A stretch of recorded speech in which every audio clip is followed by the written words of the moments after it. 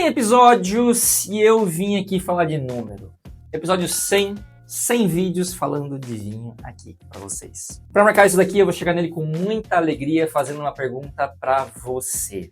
100 pontos. O que é que isso significa? Ou melhor, 100 pontos segundo quem dado para um vinho? Então, se você já comprou uma garrafa de vinho por causa de um rótulo com pontos, você precisa pelo menos saber disso. Então, roda a vinheta e vamos embora para mais um vídeo número 100 aqui neste canal.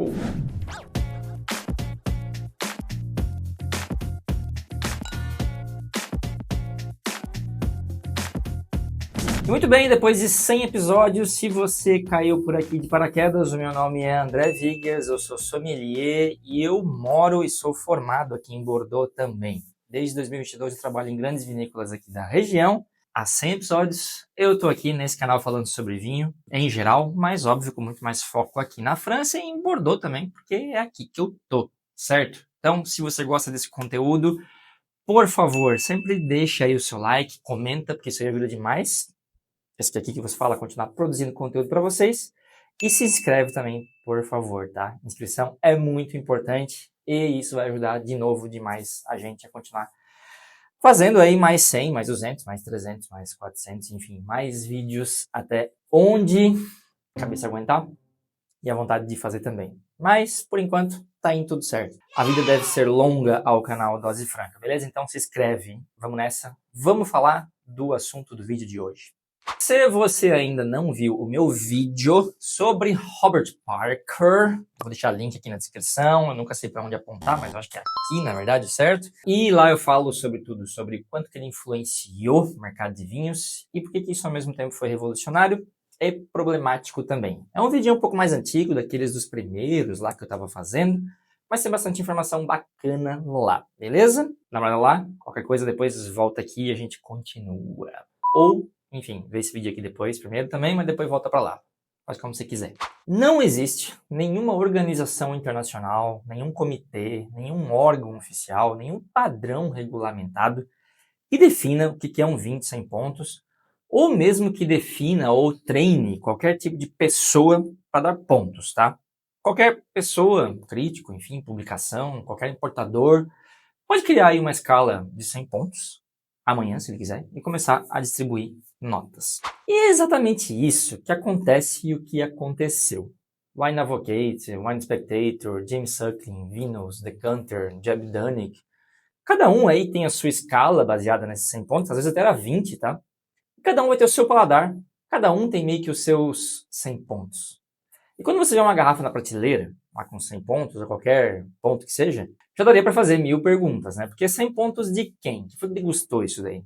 Você conhece o cara, né, que disse que esse vinho é perfeito? Foi uma degustação às cegas ou foi aberta? Em que ano que aquela safra foi avaliada? O vinho ainda é o mesmo hoje? Essas perguntas nunca têm resposta lá na etiqueta. Quem vende esse vinho sem responder pelo menos essas perguntas, não é que ele está te enganando, só que ele está te omitindo bastante coisa. E a coisa ficou realmente crítica com Robert Parker, que é o crítico mais poderoso da história do vinho. A Wine Advocate, que é a referência quando alguém fala em 100 pontos, foi ele quem criou e ele quem desenvolveu. Então vamos olhar para o que Parker pontuou. Porque o mapa dos 100 pontos dele é o mapa do gosto dele. E eu vou te provar isso. Califórnia, 177 vinhos com 100 pontos. Mais da metade do total que ele deu na vida inteira dele. Napa, concentração, maduro, tanino potente. Olha, eu vou dizer para vocês que Napa Valley até estava fora do mapa antes dele, tá? Depois vem França em segundo com Bordeaux, 49. E depois a gente tem o Vale do Rhône, 143. Tudo basicamente quase concentrado em Chapoutier e em Guigal, que é aquele tipo de vinho do Syrah que a gente conhece também de bastante extração, concentração de fruta bem madura. E até aqui tudo faz extremamente sentido para quem conhece Parker. O homem amava essa potência, essa fruta madura, né? Esse tannino super firme, bem concentrado. Mas agora, olha o que está fora dessa lista dele de 100 pontos. Champanhe, acho que nem ganha ponto dele, tá? Borgonha, 5 vinhos em toda a carreira dele. 5. Alsácia, por exemplo, seca? Nunca. A Alemanha, jamais. O cara literalmente fugia de acidez. Isso não é um ranking dos melhores vinhos do mundo. Isso é A autobiografia de um paladar bastante americano, inclusive. Onde havia concentração, doçura, potência, Parker chegava. Onde havia leveza, delicadeza, acidez, uma certa elegância, Parker simplesmente não ia. Se você pega, por exemplo, os vinhos italianos, que ele deu 100 pontos, Sassicaia, que é Cabernet Sauvignon e Cabernet Franc, que é um estilo completamente internacional, Masseto, que é Merlot puro, poderia ser um Pomerol, por exemplo, Solaia, Cabernet com Sangiovese, mais Cabernet do que italiano. Os vinhos italianos que Parker gostava bastante eram os que pareciam menos italianos, se você for ver. E quando se chega, por exemplo, em Barolo, tem uma nota 100 pontos, ele foi dado por uma colaboradora da publicação italiana, não pelo próprio Parker. Agora a gente precisa ser honesto também, né? Porque não é uma questão de um problema específico do paladar do cara. Acho que o problema foi o mercado ter seguido também esse paladar cegamente, né? Esse fenômeno aí que a gente discutiu algumas vezes no canal, que é a parkerização. Produtores do mundo inteiro que começaram a mudar os seus vinhos para ter mais extração, mais madeira, mais álcool, mais concentração, para agradar o cara, né? Um único cara. Tudo para conseguir aquela nota, tudo para colocar aquele número na etiqueta e vender mais e cobrar mais. O vinho foi perdendo a sua identidade para ganhar pontos e o consumidor pagou por isso.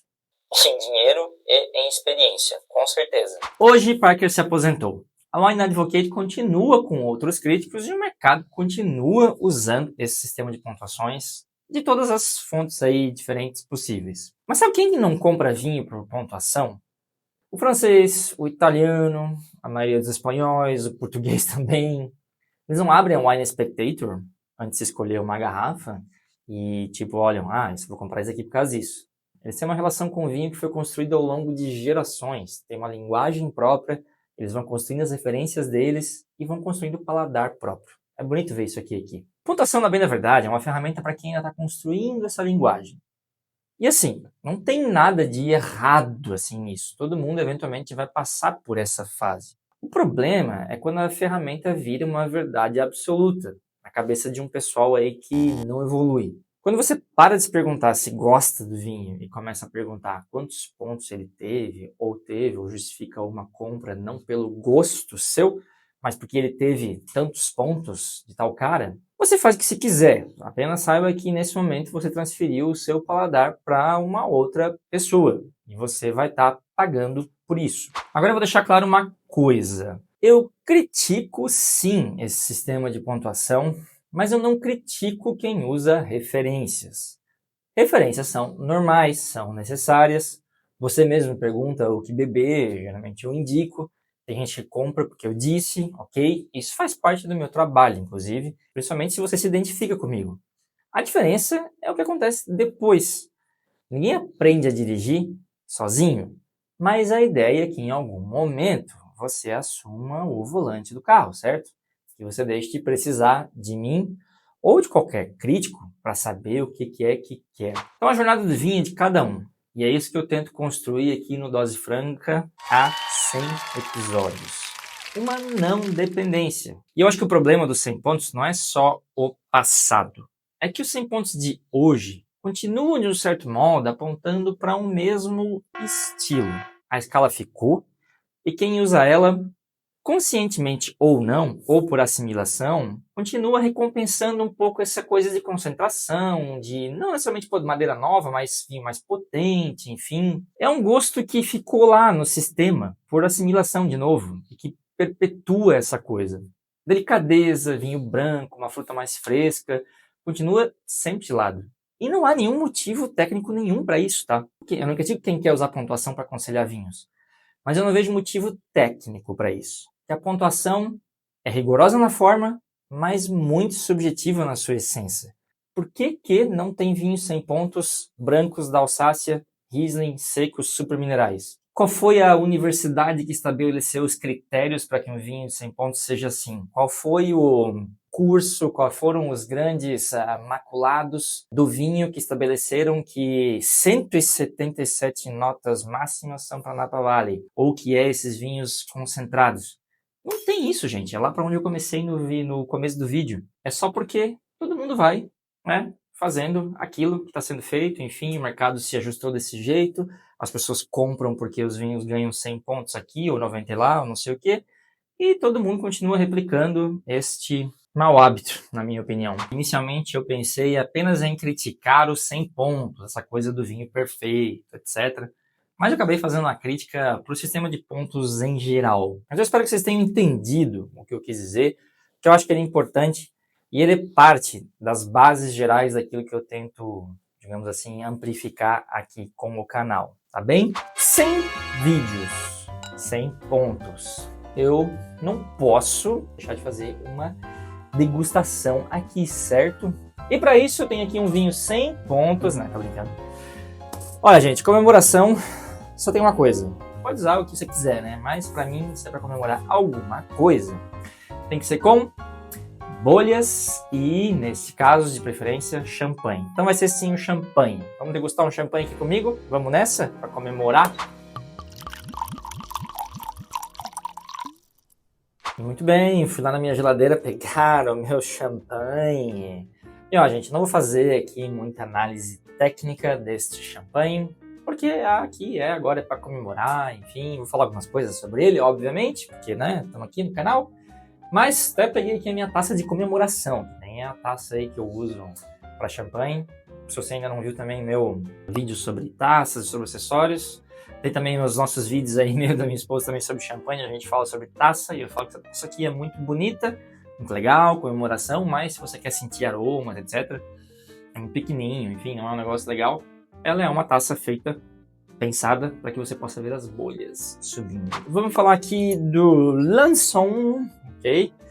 Uma casa de champanhe aí que eu gosto bastante, porque tem uma coisa um pouco diferente nos champanhes da Lançon, que é uma das poucas casas que não faz malolática nos vinhos. A transformação malolática ela é obrigatória para vinhos tintos, ok? É um método de desacidificação do vinho, a gente transforma o ácido málico, que é um ácido bem assim complicado, que é aquele que tem bastante na maçã verde, tá? Que ele é bem, faz assim, amarra bastante a boca, né? Existem umas bactérias que você faz o controle ali. Bom, você pode colocar as bactérias ou você pode, né, cuidar para que essas bactérias se aumentem um pouquinho a temperatura. As bactérias, elas conseguem fazer esse trabalho de transformar esse ácido málico em ácido lático. Por isso, transformação malolática. E é interessante porque isso desacidifica o vinho e isso também traz alguns aromas um pouquinho diferentes, que são os aromas lácteos, tá? Porque o ácido lático daí sim é o mesmo que você encontra no leite, na manteiga, né? A transformação malolática é algo que se compreende não faz muito tempo assim, então a maioria das casas até faz a malolática porque você consegue baixar um pouco essa acidez e depois você consegue trabalhar e controlar melhor o gosto final que você quer. A Lançon trabalha nesse método um pouco mais tradicional, que é de não fazer malolática, deixar essa acidez lá mais alta mesmo, o que tende, mesmo que depois eles façam uma dosagem, a ter um vinho que seja mais vivo, um pouco mais elétrico, um pouco mais assim, tipo, na pegada da acidez. Como vocês sabem, esse aqui que vos fala gosta de acidez, então eu poderia estar quase fazendo aqui um vídeo com degustação de um Riesling que eu ia dar 100 pontos para ele. Na minha escala 100 pontos, ia ser bastante diferente aí do que o nosso nobre Parker pensa. Mas vamos lá, vou degustar ele muito de boa, eu vou realmente aqui abrir, eu quero explodir essa rolha. Tô feliz, 100 pontos no canal, né? Então, rasgamos aqui. E meu teto aqui é baixo, né? Porque eu tô na cave. Não quero nem saber, vou fazer um furo no teto. E a blend de Lançon é o clássico, tá? As 3 castas, Chardonnay, Pinot Noir e Pinot Meunier. Tem uma quantidade bastante importante de Pinot Noir, que é 50%. Coisa que eu gosto, tá? Eu gosto bastante também de champanhes que são mais baseados em Pinot Noir do que no Chardonnay. Isso é totalmente gosto pessoal. E aqui eles fazem o assemblage de 100 crus diferentes. A base da colheita desse daqui é de 2014 e tem 35% de vinhos de reserva. Se eu tô falando grego para vocês, eu vou dizer uma coisa. Eu vou pensar em fazer um vídeo explicando champanhe para vocês. Mas para quem conhece já mais um pouquinho, eu acho que não foi tão grego assim. E o degorgement, ou seja, ele foi tirado dos lis que estavam aqui e engarrafado. Quer dizer, já estava engarrafado, né? Porque champanhe é assim. Mas os lis foram expulsos e ficou só o líquido, ele foi dosado. em 2024. Eu espero um vinho com uma certa complexidade, tá? Porque a gente já tá falando aqui de 10 anos. Já lançou um trabalho assim também. Principalmente nesse modelo aqui, White Label. Eles usam realmente crus que já estão mais envelhecidos e já tem aí uma certa complexidade mesmo de envelhecimento na garrafa. Baita de um trabalho aqui de assemblagem, baita de um trabalho diferenciado. Tô empolgado. Vamos lá, dia de comemoração. Beber champanhe, coisa boa. Vende no Brasil, lançou um, tá? Vende no Brasil é uma casa de champanhe, né? Faz bastante champanhe, obviamente. Bastante quantidade. Vende no Brasil e eu acho que você deve achar, talvez não este daqui, que é o White Label, mas você deve achar, pelo menos a cuvée tradicional deles, deve estar preço de champanhe, uns 500, 600 reais. Vamos ver qual é? Ó.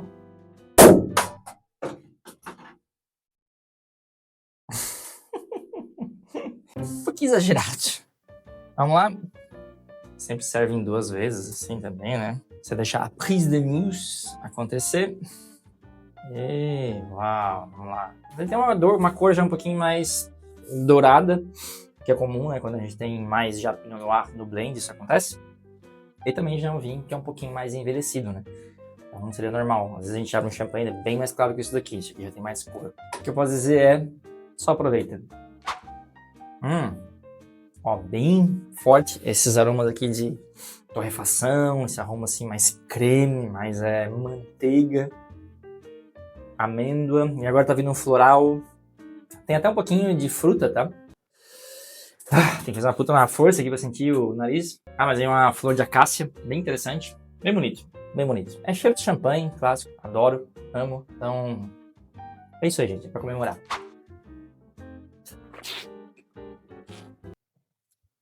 Uau! Meu Deus! Tá com uma puta de uma complexidade, tá? Então eu vou deixar aqui, tá uma delícia. Ó, vou usar aqui meu salva champanhe, que eu vou continuar bebendo ele depois. Inclusive, isso aqui eu acho um acessório útil pra champanhe, tá? E de repente salva o gás aí tranquilo, você pode deixar na geladeira e até amanhã vai ter gás ali ainda, bem de boa. Cara, tá uma delícia esse champanhe. Daria 100 pontos pra esse champanhe aqui. Muito bom. Vai ficar perfeito com a comida que eu vou fazer hoje à noite aqui em casa. Vou passar o dia comemorando, né? Fazendo esse vídeo aqui, pensei que vou fazer um vídeo sobre champanhe, explicando um pouco mais champanhe, fazendo degustação de um champanhe. Eu sou um champanheiro. Acho que vai ser legal. Eu fiquei pensando aqui agora, vamos lá, tá aqui. Vou deixar gravado para que vocês depois me cobrem também. Beleza? No mais, eu queria dizer para vocês que estão por aqui sempre muito obrigado. Eu fico contente de poder sempre trocar ideia com vocês, volta e meia, recebo comentários, etc. O canal tá aí já mais ou menos 1 ano e alguns meses, 2.000 quase seguidores, mas eu espero que de algum modo eu possa estar contribuindo com a jornada de vinho aí de cada um. Não se esquecem aí de se inscrever, vamos chegar nesses 2.000 aí em breve. Se você gosta, etc, deixe aí comentário, enfim. Vou dar aqui mais o meu gole clássico. Que complexidade, hein? Tô de cara até, não tava esperando isso. Coisa, ó, top, mas top mesmo. Até o próximo vídeo. Santé!